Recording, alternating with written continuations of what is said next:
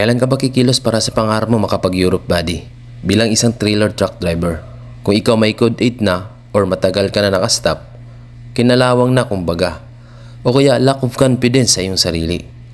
Pwede ka mag-refresh, buddy. Meron akong pwedeng ma-recommend sa iyo.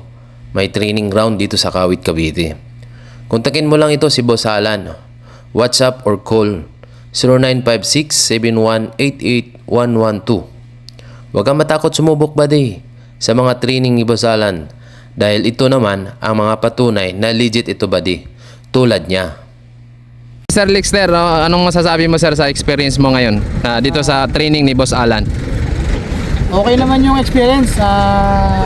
Accommodated naman yung mga tao. Kahit marami kayo pero may oras naman, makakapagmaneho lahat.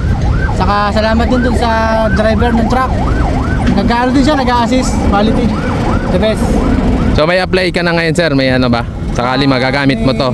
Oo, may apply na rin tayo. So ngayon naghahasa lang talaga na mas maging quality yung pag-drive.